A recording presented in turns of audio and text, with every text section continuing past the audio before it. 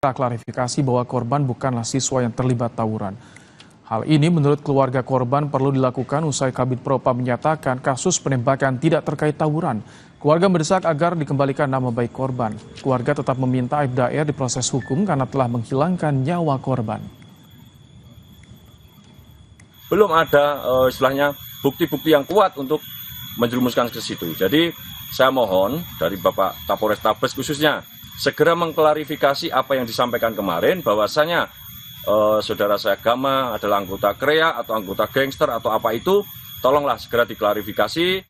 Untuk kita dari pihak keluarga tetap kita pantau kasus ini biar intinya diadili dengan seadil-adilnya.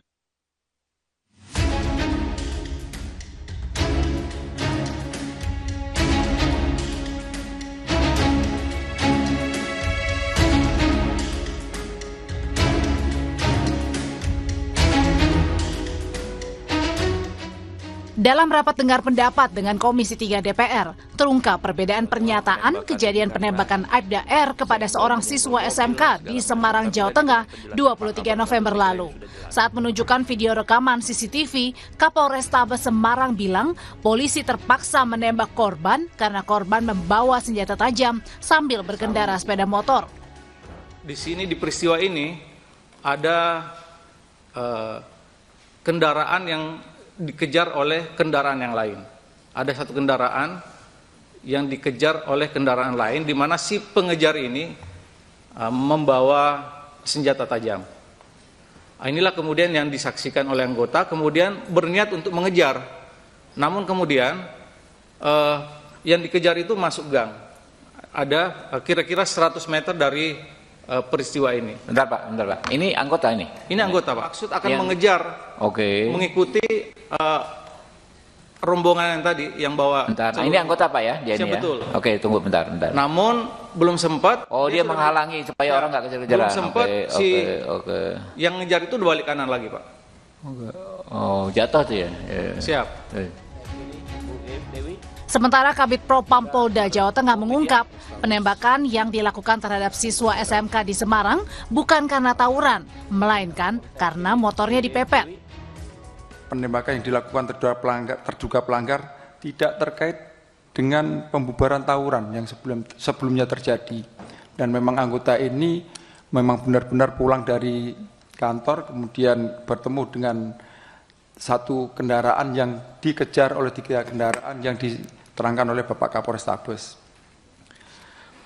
Kemudian motif penembakan yang dilakukan oleh terduga pelanggar dikarenakan pada saat perjalanan pulang ini mendapati satu kendaraan yang dikejar kemudian memakan jalannya terduga pelanggar, jadi kena pepet dan akhirnya hingga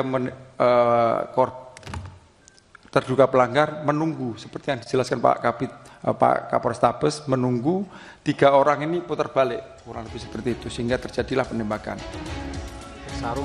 Anggota Komisi 3 fraksi PDI Perjuangan Iwayan Sudirta mengingatkan agar Kapolrestabes Semarang tak melindungi anggotanya yang bersalah.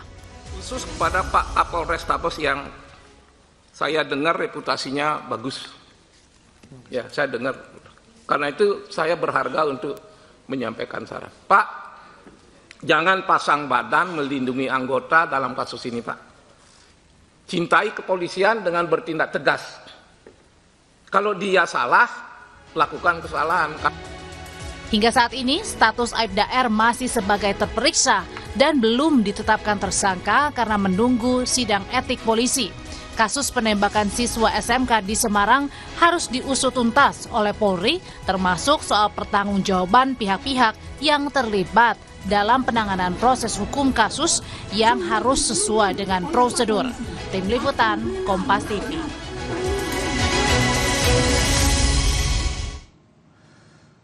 Dalam rapat dengar pendapat dengan Komisi 3 DPR terungkap perbedaan pernyataan kejadian penembakan Aibda R kepada seorang siswa SMK di Semarang, Jawa Tengah 23 November lalu. Bagaimana keluarga menyikapi kasus ini? Kita berbincang dengan Erwin, paman korban penembakan Aibda R. Selamat petang Pak Erwin. Halo, selamat petang. Baik, Pak Erwin, kemarin yang hadir dari polisi, apakah dari keluarga juga sempat diundang sebetulnya hadir di Komisi 3 DPR? Oh ya, untuk kita sudah konfirmasi sama pihak keluarga yang di Semarang juga, bahwasanya sebenarnya dari pihak keluarga kami mendapatkan undangan. Cuman informasinya minggu malam itu dibatalkan, dipending lah seperti itu. Jadi dari pihak keluarga kami tidak ada yang mewakili ke sana.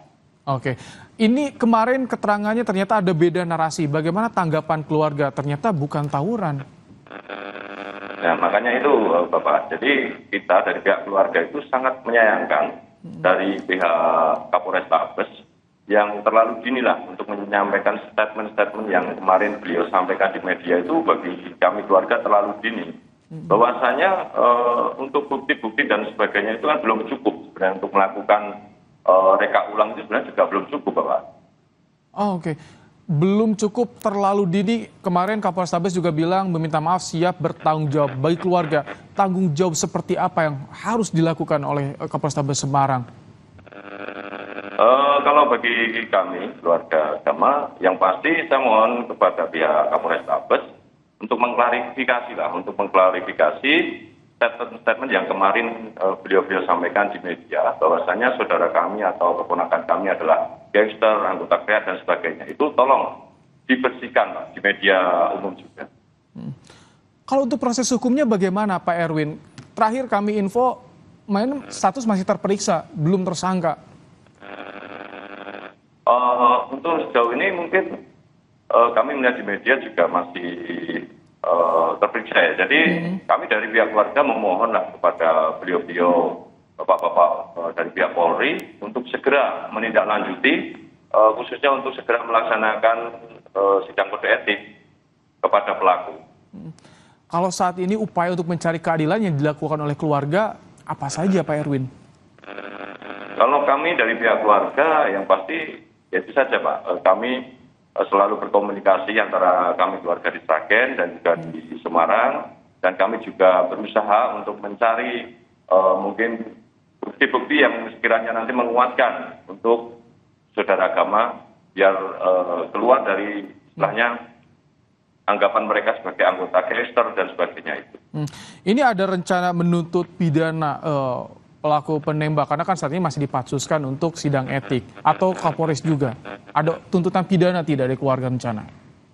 Kalau untuk dari keluarga, kita sudah serahkan kepada keluarga kami yang ada di Semarang, Bapak Subabang, untuk kelanjutan dari pihak pelaku tetap nanti pihak dari keluarga Semarang yang akan melanjutkan. Tapi kami tetap dari pihak keluarga menuntut untuk melaksanakan proses hukum ini dengan seadil-adilnya. Pak Erwin, tempo hari sempat ada kabar intimidasi. Bagaimana saat ini ketika sudah ada DPR, apakah masih ada intimidasi pada keluarga soal ini Pak Erwin? Sejauh ini setelah kemarin ada pertemuan di DPR tidak ada intimidasi pada keluarga kami dan juga dari pihak keluarga kita yang di Semarang tidak ada. Apa saja yang sudah disampaikan oleh polisi di Polrestabes Semarang kepada keluarga yang di Semarang ataupun juga yang di Sragen, Pak Erwin, untuk kasus ini? Untuk kasus ini mungkin yang intens langsung berhubungan beliau Bapak Subabang, Bapak. Oh, jadi menyerahkan pada keluarga yang di Semarang? Siap. Baik. Untuk yang kasus intimidasi, bisa sedikit cerita bagaimana saat itu terjadi dan bagaimana keluarga merespons adanya dugaan intimidasi tersebut, Pak Erwin? Untuk kasus intimidasi itu kita dari pihak Sragen untuk persisnya seperti apa memang kita tidak tahu. Cuman kalau memang itu dibutuhkan bisa langsung berkonfirmasi dengan keluarga kita yang ada di Semarang. Baik, terima kasih Pak Erwin, paman korban penembakan siswa SMK di Semarang, Jawa Tengah, telah bergabung di Kompas Petang sore hari ini. Saudara, Komisi Pemilihan Umum Jakarta Barat melanjutkan rapat pleno rekapitulasi penghitungan suara tingkat kota setelah level kecamatan selesai pada Senin lalu.